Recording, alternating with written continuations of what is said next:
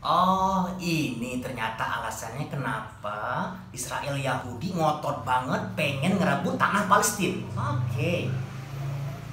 Alright guys, dibalik bareng gue, Dion Kokom, Dion, Mr. Alright. Dan kayak gue akan mereaction video dari ceramahnya Ustadz Abdul Somad mengenai alasannya Israel Yahudi ingin merebut Palestina. Kenapa ngotot banget?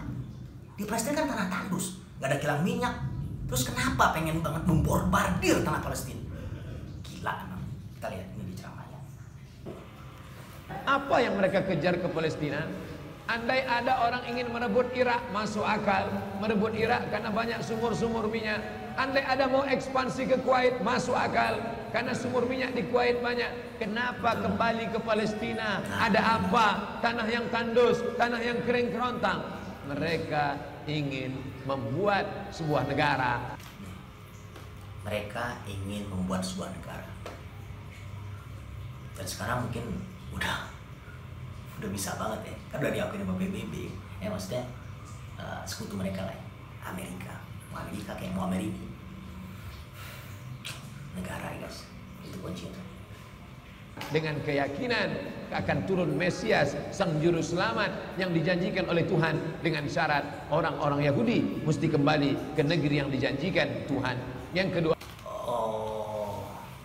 jadi mereka tuh yakin guys, jadi yakin untuk membangun sebuah negara dan harus di Palestina, karena disitulah letak nanti akan adanya juru selamat menurut mereka, Mesias menurut mereka. Makanya dibentuk negara agar nanti Mesias itu turun di situ. Oh kayak gitu. Itu yang pertama guys. Kita lanjut ya. Mesias sedang menunggu. Mesias melihat ke bawah.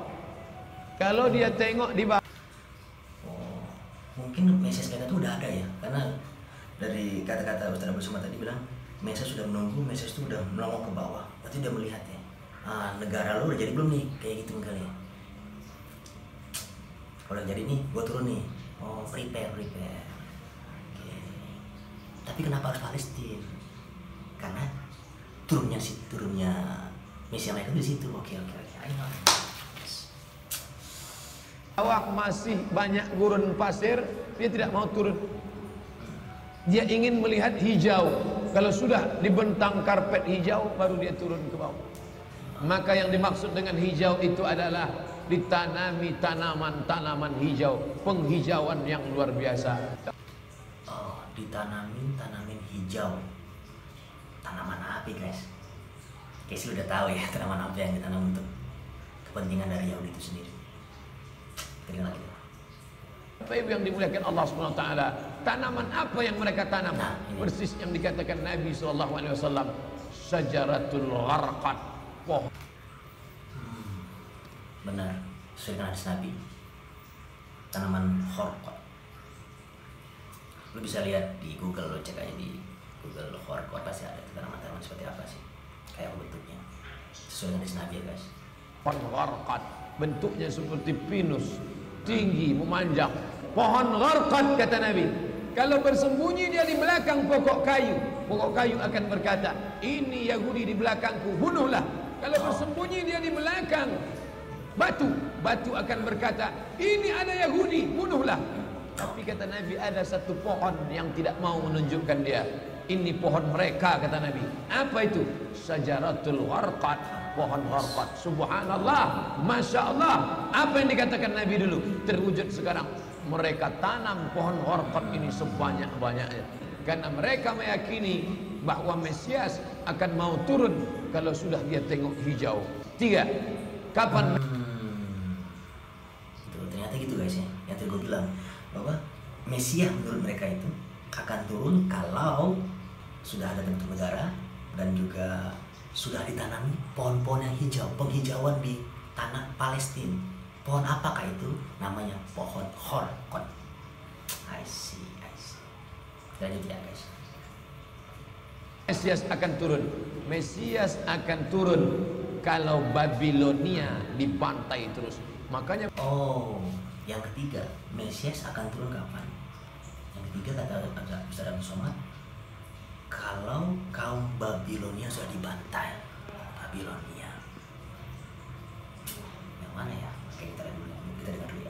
mereka punya program bantai Babilonia, hancurkan Babilonia.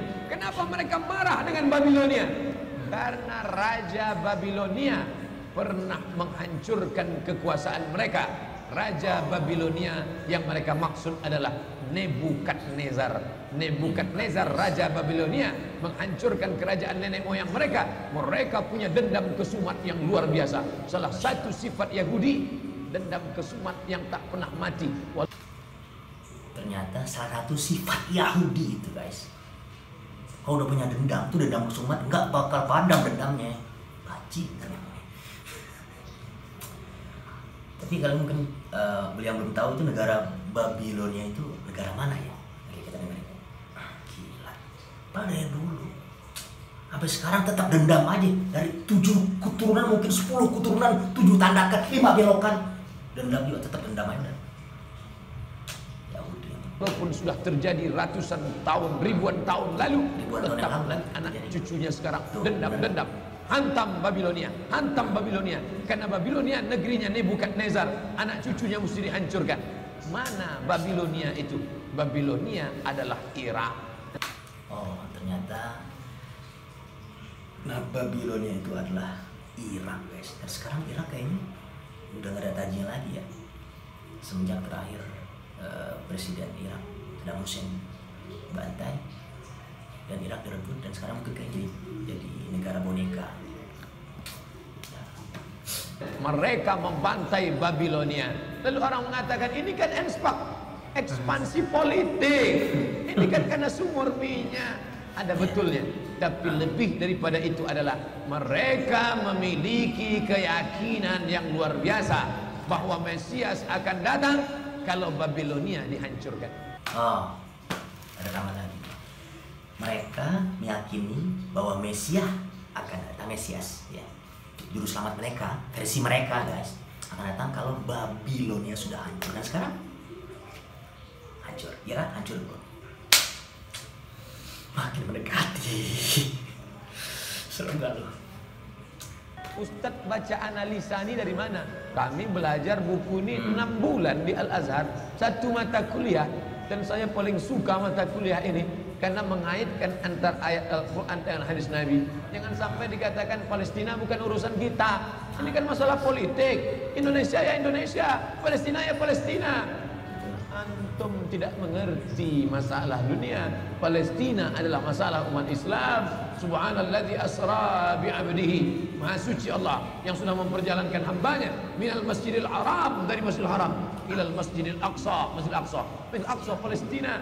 Kita yang tertulis dalam kitab suci kita bahwa kita punya ikatan emosional. Kenapa kita tidak yakin itu?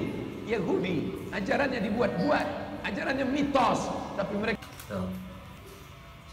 Menurut Saddam Hussein, Yahudi itu adalah ajaran mitos, ajaran yang buat-buat. Tapi mereka yakin dengan mitos yang mereka buat-buat itu sendiri. Gila. Dan lu sekarang diam dan Palestina dihancurkan seperti itu. Palestina bukan hanya itu mah karena urusan politik. Wah, ternyata nggak segampang itu, guys. Itu udah urusannya agama dan lebih dari itu, guys. Dan kita sebagai masyarakat sesama muslim maupun lu jangan lihat dari muslim deh. Kalau lu nggak lihat dari muslimnya, ngebantu, lihat dari sisi kemanusiaannya. Anak kecil dibantai, guys, sipil dibantai, bro. Mereka punya keyakinan yang luar biasa. Mereka rebut negeri itu, mereka kuasai, mereka hancurkan negeri musuh. Atas dasar apa? Keyakinan bahwa Mesias akan datang. Yang atas dasar apa? Atas dasar keyakinan apa? Bahwa Mesias akan datang. Itu poinnya, guys.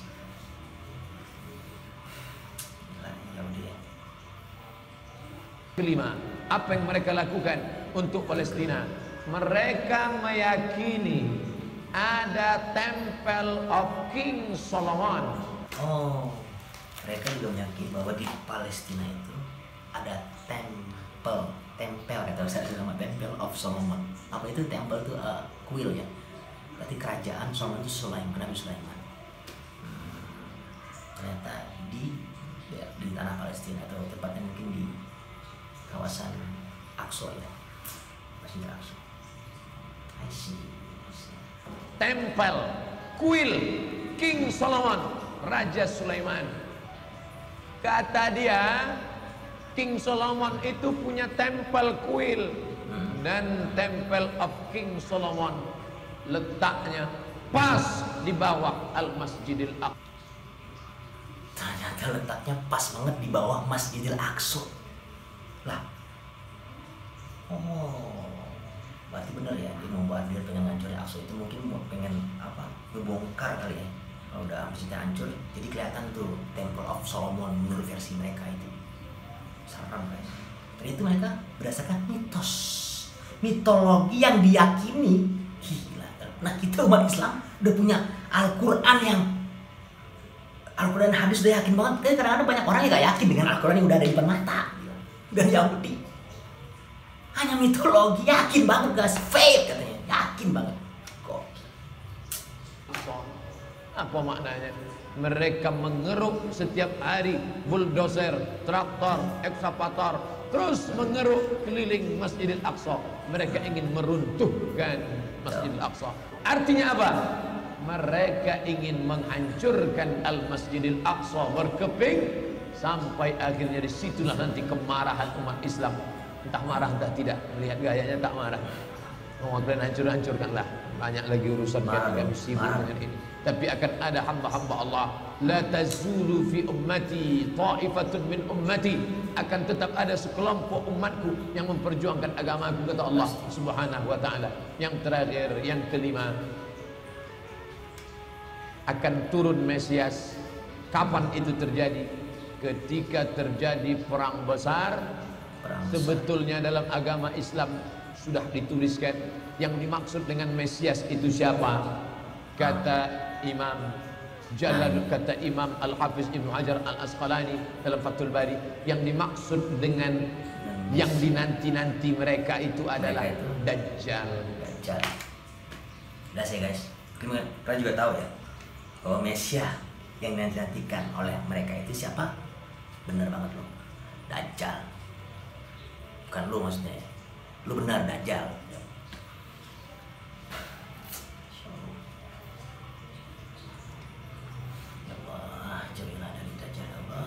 Dajjal itulah sesungguhnya yang sedang mereka nanti.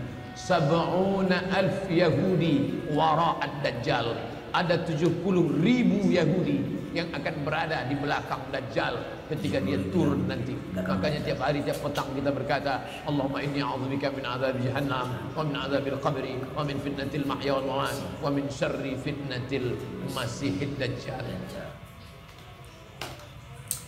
Ternyata itu guys ya. Setelah, makasih buat saudara semua udah ngasih pencerahan buat kami. Mungkin yang belum tahu itu ternyata kenapa alasannya kaum Yahudi Israel Dajjal, bajingan bangsat, yang merebut tanah Palestina. Mereka ternyata disitulah menerima, bukan menerima ya, maksudnya menyambut kedatangan Mesias mereka. Gila kali.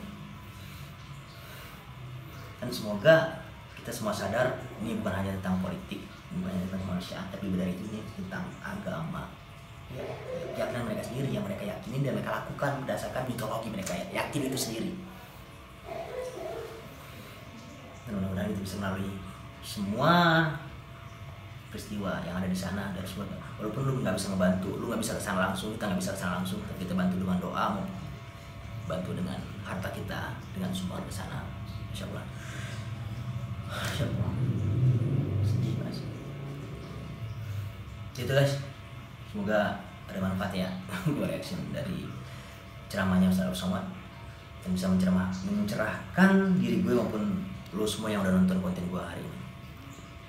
Ya kesimpulannya sih ternyata ada beberapa tadi ada 5 katanya sama tadi, membangun negara, terus melihat menumbuhkan pohon golhot ya, terus membantai Irak, udah semua ini udah semua nih ya, udah proses. Yang keempat tadi ya menanti Mesias, melihat kuil Solomon. Yang kelima perang besar. Dan sekarang masanya di tahapan mana gue nggak tahu, tapi kalian bisa lihat di medsos ataupun di internet ya, udah sampai mana perjuangan para Yahudi untuk menghancurkan tanah Palestina dan menyambut Mesias menurut versi mereka. Oke, thank you guys. Kita akan lanjut lagi mungkin di konten berikutnya. Semoga bisa memberi pencerahan dan saling mengingatkan yang pastinya. Kita tetap yakin dengan keyakinan kita sendiri, bukan keyakinan dengan mitos. Keyakinan gue, Al-Quran dan hadis.